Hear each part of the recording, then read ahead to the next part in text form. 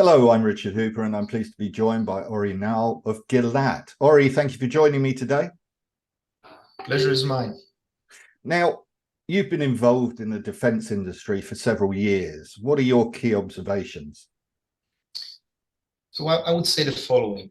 We see now digital transformation happening all around us, and concepts from the civilian world of various digital applications and digital devices that we are utilizing in our day-to-day life are also apparent in the military ecosystem.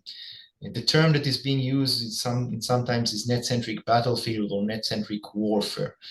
And this is being used for navigation, for communication, obviously, for blue force tracking, various applications that require information sharing between different parties.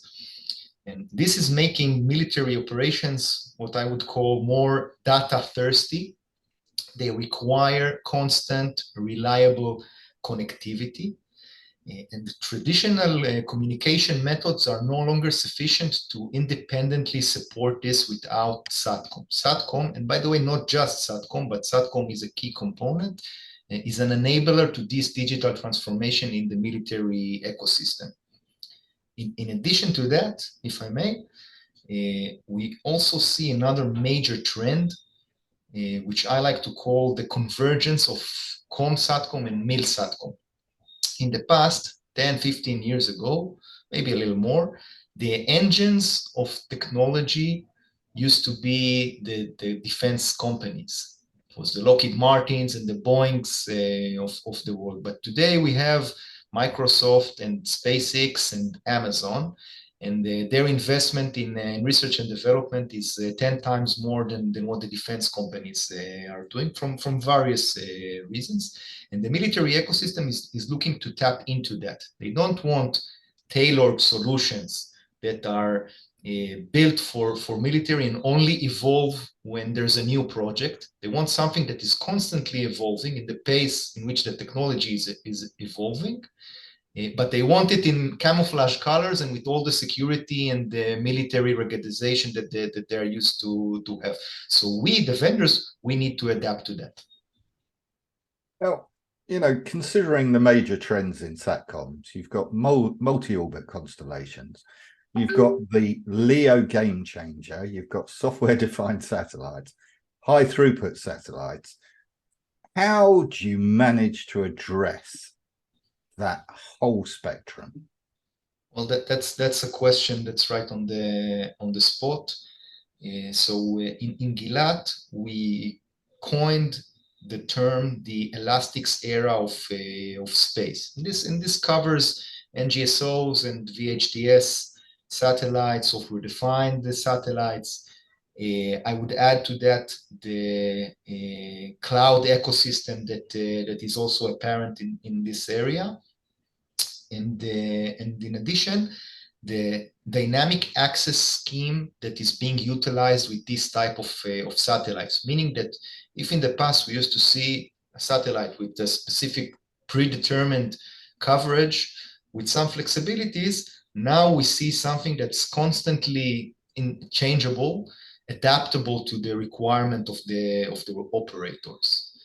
And this means all these trends, all these new things mean that there is better performance available, new capabilities available, new applications that now can be achieved. And this abundance of capacity and capabilities and the high degree of flexibility in the space part of the system requires for the suitable technology in the ground segment to utilize all this capacity and capabilities. So Gilat SkyEdge 4 VSAT platform encompasses this concept. It's a platform for multi-orbit operation, for software-defined operation, cloud-ready. And the design is based on what we call elastic architecture, going back to the elastics era of space, which allows this flexibility and utilization of the capacity and the various applications. For military and in the military and government domain, pursuant to what we discussed earlier, this is exactly the requirement.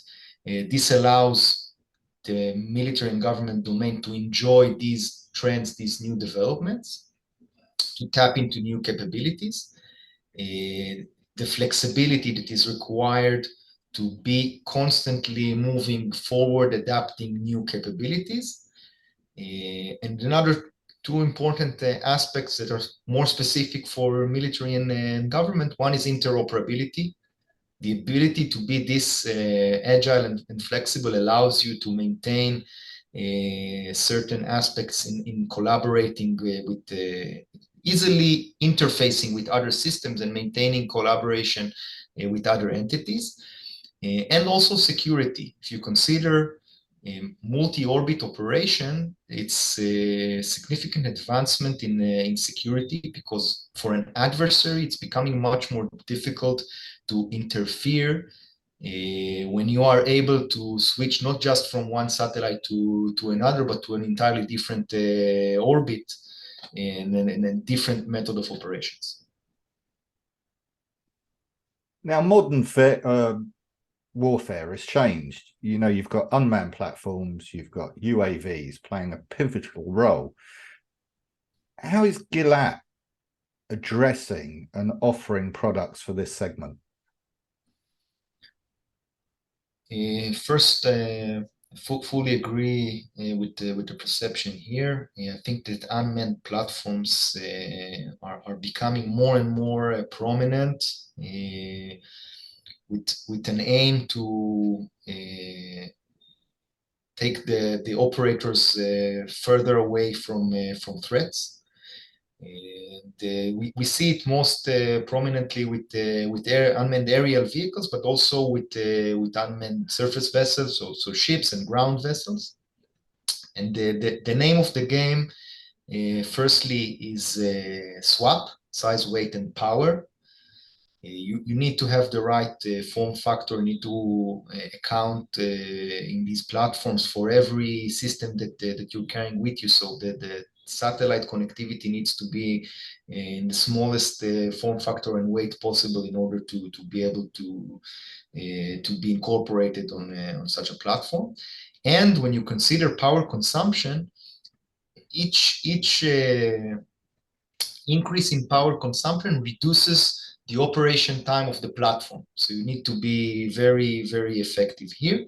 The challenge for SATCOM on these platforms is to be able to maintain the satellite lock during extreme flight patterns. And when you see, especially in UAVs, the shift towards smaller, more tactical platforms in higher volumes, this is becoming a bigger challenge, because the older, bigger platforms are flying quite calmly, and these new platforms, they maneuver more aggressively. And this is the challenge.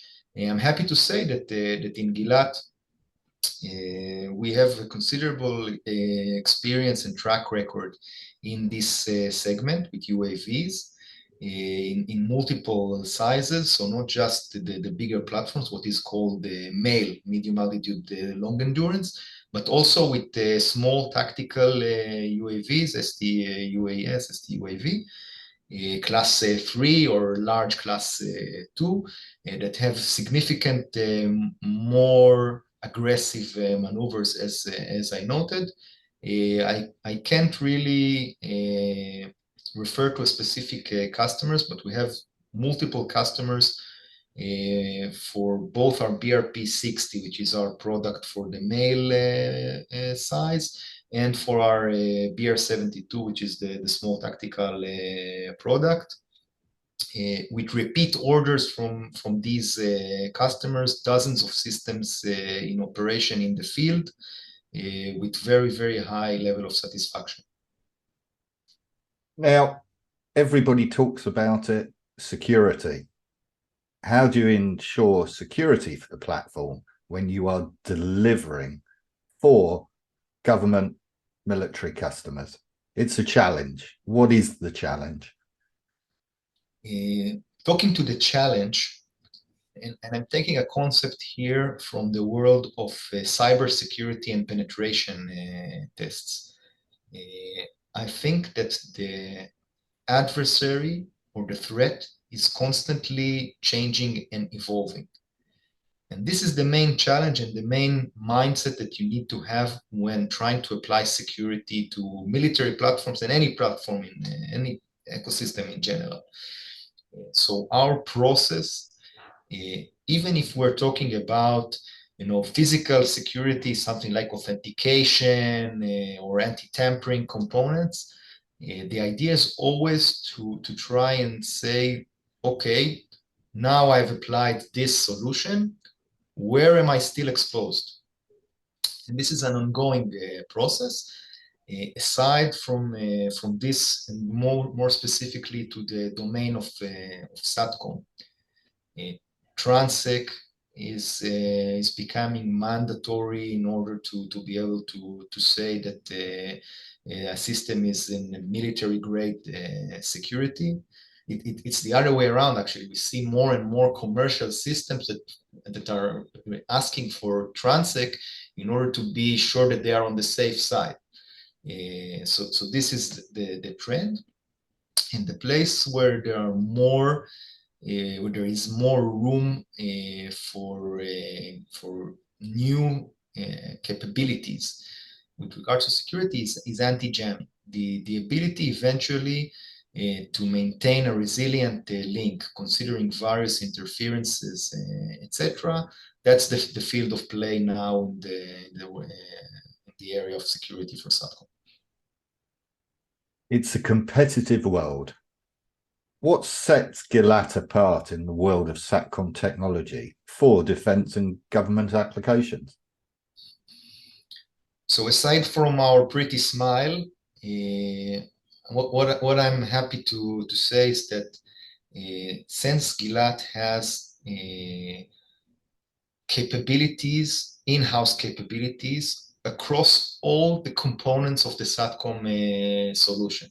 So we have our subsidiary Wavestream that is a center of excellence for transceivers, SSPAs, and everything that revolves that area. We have our center of excellence for antennas, SATCOM on the move in Raysat, Bulgaria. We have our SkyEdge and the other modem platforms, VSAT platforms.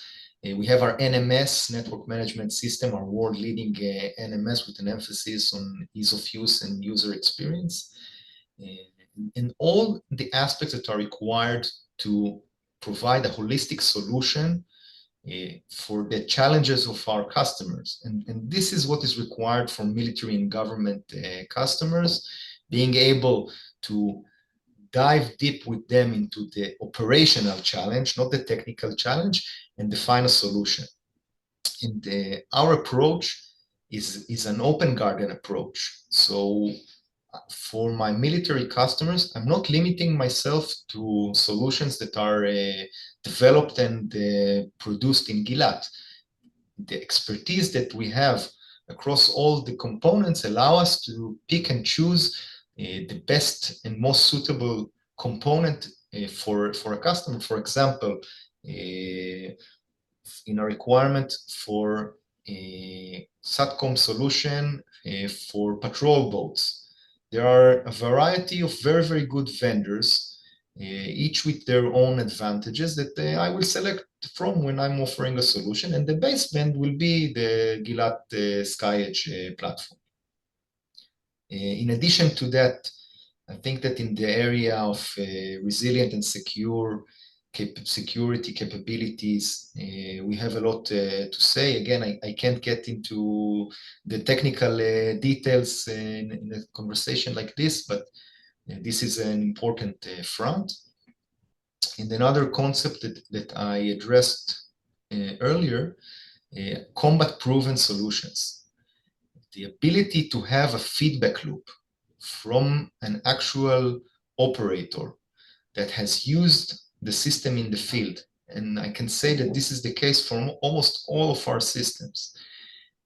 Being able to evolve the system based on these lessons learned is another major benefit and value for our military and government customers. By the way, and I will end the answer with that. In order to expand even more this capability of having end-to-end in-house, we are, and this is public knowledge, we are in the final steps of an acquisition process of DataPath in the United States, which is a center of excellence for SATCOM system integration, SATCOM on the pause, with very considerable expertise in various areas. They are one of the, I think, leading SATCOM houses in WGS certifications. Another big addition to our portfolio in order to maintain this ability to be very holistic. Well, it sounds very interesting. Thank you for talking to me today. Again, the pleasure was mine. Nice talking with you, and I hope we can do this again sometime.